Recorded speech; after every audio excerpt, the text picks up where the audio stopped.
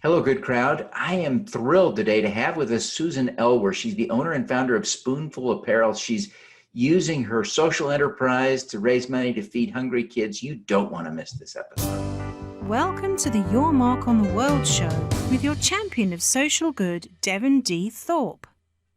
Please support the sponsors who made this episode possible, including Johnson & Johnson's Caring Crowd and GoodCrowd.School.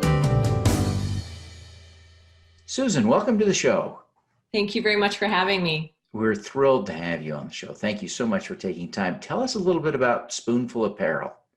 Spoonful Apparel, we create apparel and various products with inspiring messages, and we donate 50% of our profits to organizations that are working to fight childhood hunger in the United States. That's great. So tell us about the products and the inspiring messages you put on them.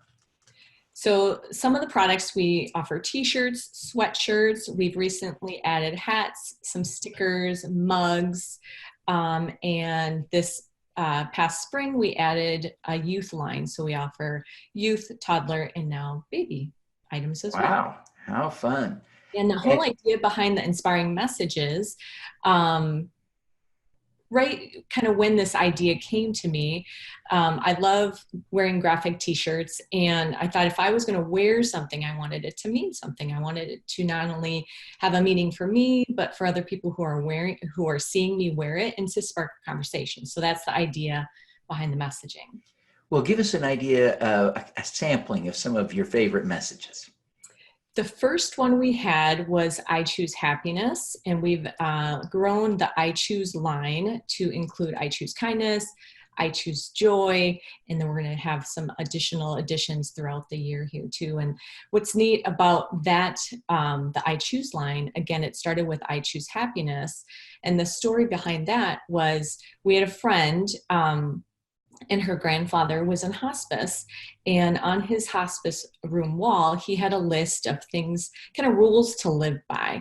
And the first one was I choose happiness, to choose to be happy, because at the end of the day, we have a choice on how we're going to show up. And, being happy is a choice. Obviously, things happen during the day in your life that aren't always positive, but you have a choice on how you're going to show up. Now, when you wear your I Choose Kindness t-shirt, that feels like a lot of pressure. I'm not sure I can handle it.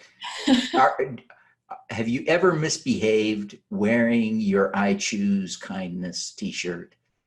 It's funny that you say that, because we, at different markets, we'll have people come up and they'll either really love that message or they'll say, choose kindness. Who can do that all the time? Right. Well, you can't, right? I mean, we're humans. We have different emotions and different things that happen. But I think if you have it in the back of your head to approach a situation or a person and always lead with kindness. Yeah.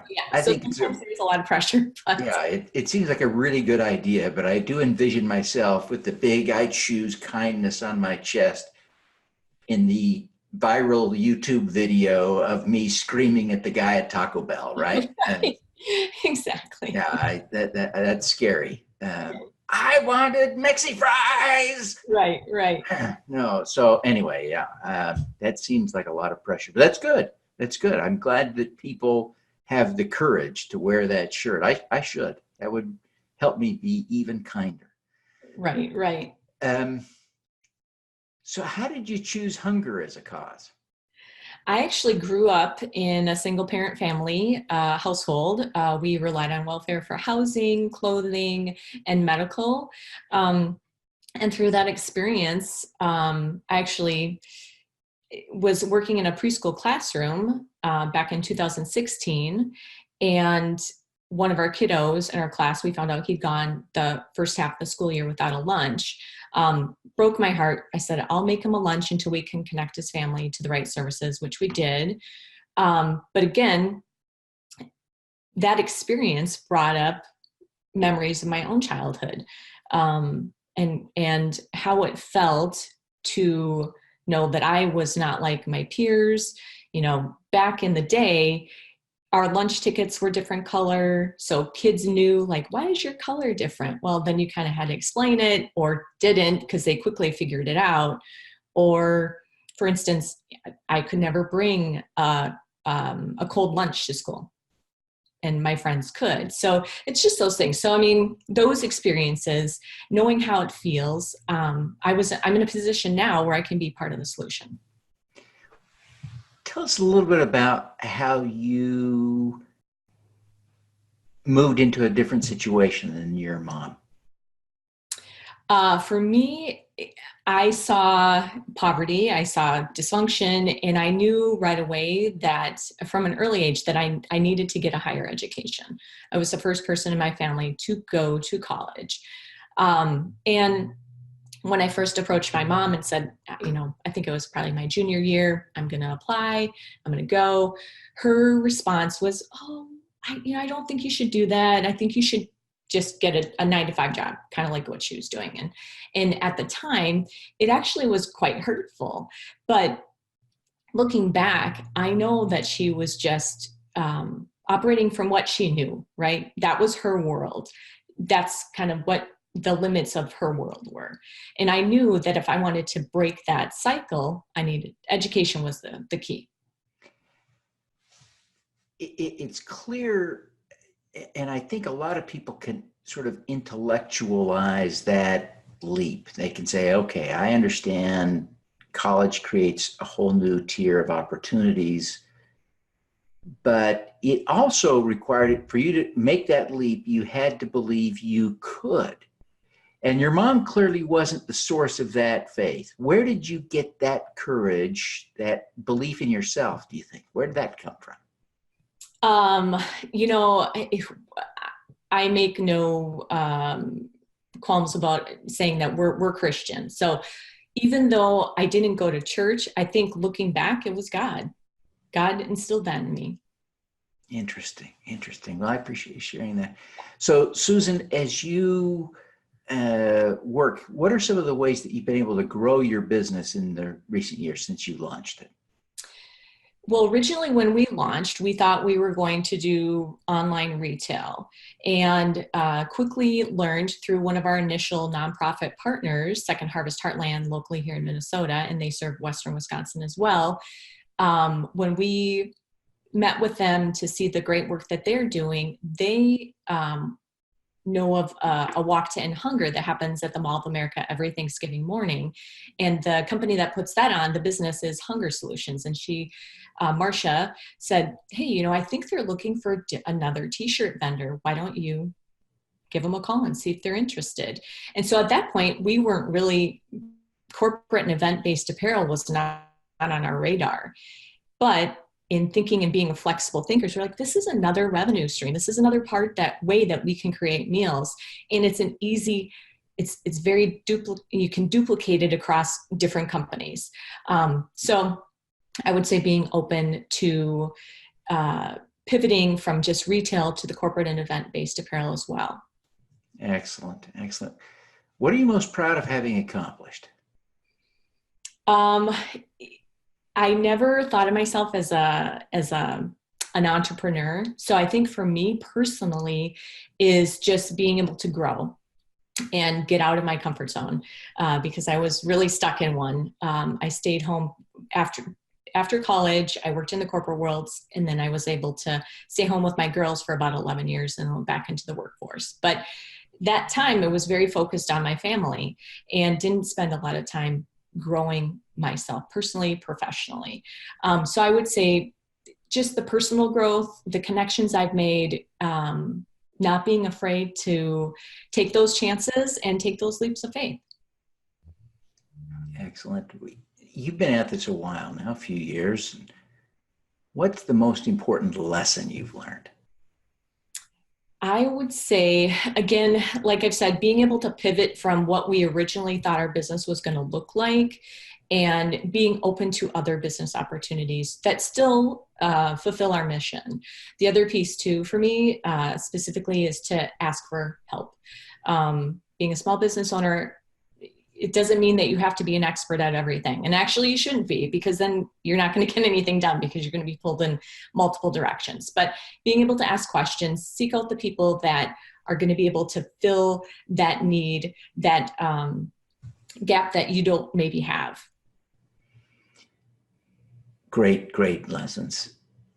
As you think back to your experiences that sort of brought you to this, you talked about the challenges you had as a kid, but lots and lots of people have been where you were, and many of them are in a similar situation to you now, but with one key difference. They're not doing what you're doing, right, to give back. What was the difference, do you think? What makes you feel responsible to help solve this problem? I think it comes down to, what's the legacy you want to leave? Not everybody needs to start a business, but there are ways that you can help and contribute in your community.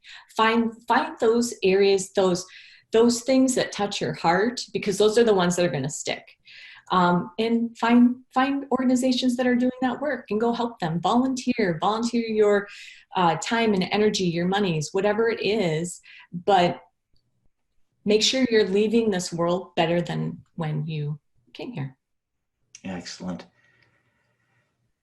Susan, what is your superpower? I would say my empathy.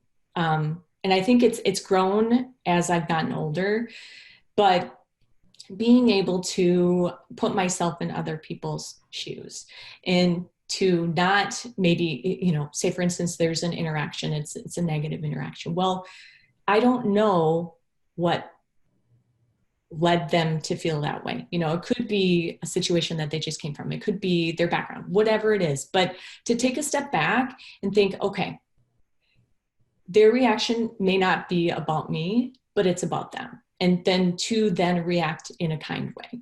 And then also for my children, being able to model that behavior. They're fairly young, 11 and 16, actually 17.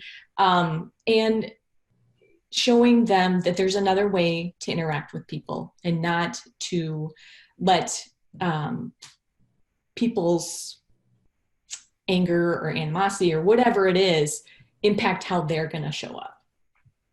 Excellent. Well, Susan, thank you so much for taking the time to be with us. Before you go, would you take just a minute to tell people how they can learn more about Spoonful Apparel and how they can connect with you personally? Right. So our website and social media handles are all the same. So it's Spoonful Apparel. The website obviously is spoonfulapparel.com. If you want to reach out personally to me, feel free at Susan at spoonfulapparel.com. Fantastic. Well, Susan, thank you so much for taking the time to be with us today. We wish you every success in continuing to help feed America's children. Thank you so much for the opportunity. All righty. Let's do some good. At Caring Crowd, we believe everyone has the power to make a difference. Through our crowdfunding platform for community health, we empower passionate people to drive real change. Whether you work for a nonprofit organization, volunteer, or want to get involved for the first time, you can post a campaign on Caring Crowd. Join us, because caring is where change begins.